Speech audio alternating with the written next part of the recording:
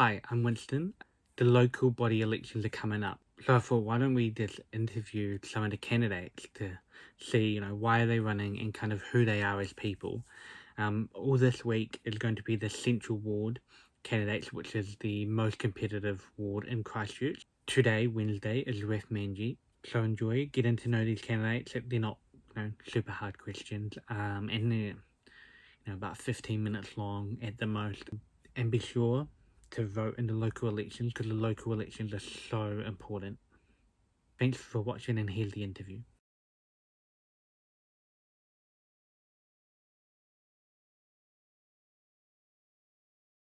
Just, who are you? Kind of introduce yourself. Yeah, well, I'm Raf Manji. I am a former two-term councillor. I was a councillor from 2013 to 2019 and really led the post-earthquake financial recovery. Finance is my background. I used to work in investment banking in London back in the 80s and 90s, quite a while ago. And yeah, have a lot of experience around financial issues. And yeah, that was my main reason for coming onto council, was to help out with the financial issues. The council was in a desperate state when we were elected in 2013. It had no chief executive, it had no chief financial officer. It had $1 billion insurance claim, which was just floating around. It had no consenting authority. I mean, essentially, the government probably should have put commissioners in, but because they already had commissioners in an ECAN, they thought that was probably a step too far. So they let us have a go, and I think once we'd stabilised the situation, they were happy for us to continue. So yeah, that was particularly that first 3 year term was very challenging, very hard work. But we got things settled down. And I did a second term to 2019. Thought about standing for mayor in 2019, but Leanne Dalzell, who was the current mayor, decided to do another term. So I called it a day. I sort of felt I'd done the job I was really needed for. And, we had then, I don't know if you remember, might have been a bit young, but, we had the 15th of March terror attack. And I got called in to essentially support the survivor community in a range of roles, and actually did that for the next 2 years. So really, that took all my time, pretty much. And then I had sort of a year off doing just some consulting work in Wellington, and then was asked to lead the Opportunities Party into the 2023 election. So I took that on towards end of 21, beginning of 22. And yeah, did that was a couple of years. That was also quite hard work. Running a national level campaign on limited funds is very, very challenging. And yeah, that's a whole different story. And then I had a sabbatical after that, did a lot of traveling in Europe, but particularly in Asia. And I have a role, I'm a non-resident fellow at the Asian New Zealand Foundation, which is an organization that focuses on equipping Kiwis to thrive in Asia and gain more knowledge about what's going on in Asia. So I've spent quite a bit of time up there. And now, yeah, back here in the city, love living in the central city. It's just got everything that I need. And it will have a swimming pool soon, which is quite exciting as well, because that's literally just down the road for me. So yeah, that's a little bit about me. I've been living in Christchurch since 2002. First came here in 1988. Love the city. It's the best city in New Zealand by a long way, and excited to be able to help out again. Yeah, so you are probably one of the most notable candidates in the Central Ward. Why did you decide to run for the Central Ward opposed to, running in another general election? Yeah, I mean, because I guess I've been living here on and off for 6 years, and I'm a city boy at heart, and yeah, I just think the central city needs a really strong voice, particularly when talking to Wellington about the big issues like public transport, for example. I'm really keen on finally getting some kind of train service into the center of town, and the city needs a councillor who is, who has credibility, who has experience, but is also well known in Wellington. That really helps in terms of the conversations you can have with ministers. And I think that's something that people, yeah, don't always think about. And I think also the difference between if you like, someone who is working, say, at the community level versus someone working at sort of the city level. And I think I want the central city to be the kind of jewel in the crown for Christchurch. And I think it's been lacking that a little bit. Hmm. Yeah. What are your like hobbies, kind of things you get up to, when you're not working? Yeah, well, my favorite, yeah, I love walking and going to cafes and reading. Those are my sort of my three sort of main loves. Yeah, walking is great. That's when I do all my thinking, and I love sitting around in cafes because you just meet people and have chats. And I love reading. So yeah, in my sort of my retirement goal would be to open a cafe with a bookshop. And I'd be very happy hanging out there all day. I do yoga every morning. Um, and yeah, so that's those are my main things. I mean, I love walking and hiking and traveling and eating food. You'll be seeing, I've been running a sort of a little Instagram thing of all the coffee shops and restaurants I'm visiting around town. And people go, "Are you on some kind of like eating binge?" And it's like, well, I'm showing people what is around in the central city. There are so many places. They go, "My God, you got a new place every day." I go, "Yeah, I haven't even touched the sides yet. I won't get around everywhere, even by the time the campaign finishes." So I love that. I love hospitality. I think it's what makes a city exciting and fun to be in. Hmm. Yeah. You know, do you listen to music? And if so, what kind of music do you listen to?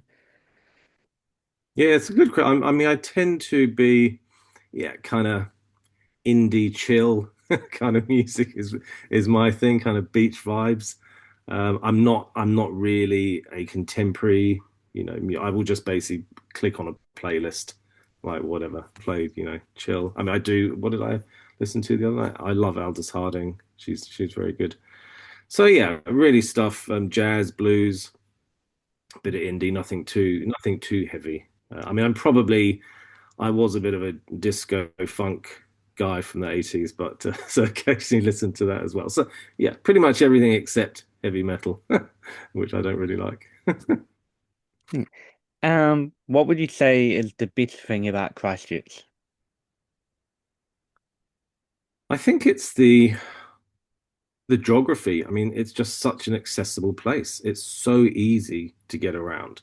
I know we have lots of debates about this, that, and the other, but it'd be hard pushed to find a place that is easier to live in than Christchurch. It doesn't take long to get anywhere, and yet you have the beach, you have the hills, you have the mountains, and you have beautiful parks in the central city. And yeah, I just think that makes it a wonderful place to live, and I think that's why it's attractive to so many different people, whether they're families or young or old. It's just yeah, its geography is really good. Yeah. What would you say is, the main issues, kind of your top priorities if you are elected? Yeah, I mean, I think for me, the big one is when I look back to the earthquakes. We're 15 years on from the earthquake, so we have invested a huge amount of money. We've created the canvas, we put the primer on, and I think we've been a little bit flat for the last 4 or 5 years. A lot of that is to do with COVID, obviously. I mean, that's impacted everyone. The country is not in good shape in terms of the economy and employment, as you alluded to before. And I want to help take the city to the next level. And that means we need to get our finances sorted out so we are focused on the basics and everything we do is adding value. And I really want to make sure that we are able to essentially leverage the assets that we have to grow the economy. Christchurch is a very attractive place, but a lot of people are just waiting for that next step. And I think that's something I've got experience in, and that for me is taking Christchurch to the next level is the challenge. Yeah. Politics can be a rough place, especially on people's mental health. What do you do to kind of keep it in check? Yeah, and I mean, and it is, and it's I kind of I wouldn't advise people to get into it. It's very challenging. I think for me, look, I mean, I'm not, you know, it's not my first rodeo, but I'm quite experienced. I've worked in high stress jobs, so I know how to manage stress, and it is difficult. I mean, even when I was doing the top thing, it was just like it was relentless, and I think you have to have a good, eating regimen, so eat well, exercise, which is why walking for me is the most important thing. Whatever time of day it is, just to get out for an hour and walk. And for me, I do my yoga and meditation every morning. That is the critical thing. And also, people have to realize that, for whatever reason you're in, the politics game, whatever your views are, it's not the end of the world. Stuff is going to happen whether you're there or you're not there. And it's sometimes just having a sense of perspective is quite important. I think that's where practices like yoga, like meditation, walking, running, going to the gym, whatever, that are a bit more mindful sort of bring you back to earth. So essentially, you've got to keep your feet on the ground. Some people get very carried away. But, yeah, keeping your feet on the ground and having some health-based practices is quite important. Yeah. Yeah, local politics doesn't get the same media attention or voter turnout than the general election. Why do you think that is, and what needs to be done to get more people voting and more attention on them? Mm. I think there's a number of good questions in there. What for a lot of people, and look, I've been out talking to people for the last month. A lot of people don't even know there's an election. A lot of people don't really engage with the council. They're actually, when you talk to them, they talk about issues which are really central government issues. So, and in some respects, that's a good thing because it means council is getting on and delivering stuff without too much fuss. Obviously, there's small groups of people who are really vigorously engaged in council processes and practices, but that's not the mainstream, and you see that in the turnout. So people pay their rates, and they'll go, yeah, well, why the rates keep going up, and then there'll be little issues that get people's attention, like speed bumps or cycle lanes, or something that people get irate about. But it's the decision making issue. So for most people, they go, look, as long as I've got roads and footpaths, I've got parks and gardens to go to, the rubbish is getting picked up, the streets are clean, and I turn on the water tap and water comes out and I can flush the loo. Those basic things. If that's all happening, people go, right, the council's doing a good job.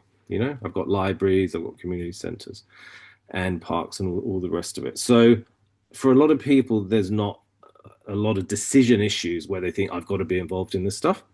So they want good, competent governance. So, I mean, often with politics and with democracy, it's the ability to vote out people that is more important than vote in people. So people tend to get more exercised about people not doing a good job than if they are doing a good job.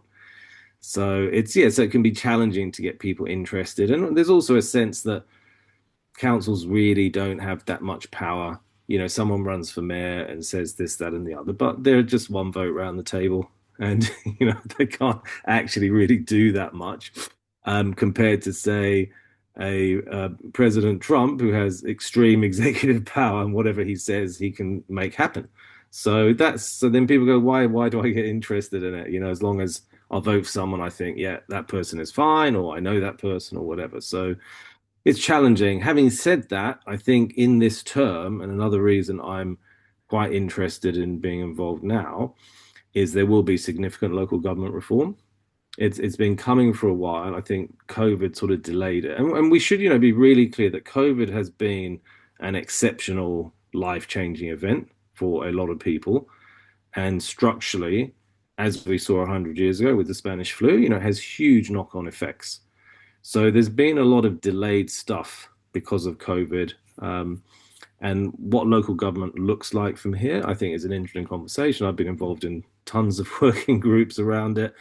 And I don't think there's a clear answer, but I think for us and the South Island, we're a separate geography, essentially, very different to the North Island. And the question is not so much, do you have amalgamation? But actually, what is the role of government in the South Island and how best to actually deliver the services? One thing we don't talk about, which I will talk about quite a bit, is the role of technology. I've always been involved in digital technology for a very, very long time, and a lot of stuff can be delivered in very different ways. And local government still is kind of stuck in the sort of 90s model. And so that probably needs to change. And I think if you change that, for example, online voting, not that online voting solves every problem, but you might get people more engaged. And you get, people are engaged online, they're engaged in social media. So we know people are there and they're looking. So if you can get them a bit more engaged through those types of platforms, that may change things a little bit. But in the end, it's what decisions are people voting for, is what counts. Yeah, yeah. Okay, what's maybe like one interesting fact that people may not know about you? Um, I love K drama. That's my obsession these days. Yes, that's quite funny. Hmm. And then just, lastly, if you could speak directly to the voters, what will you say? I'd say, Christchurch is on the cusp of an incredible opportunity, and if we make the right decisions, then I think we can lead New Zealand forward, out of its current malaise and show people what a 21st century city can be like.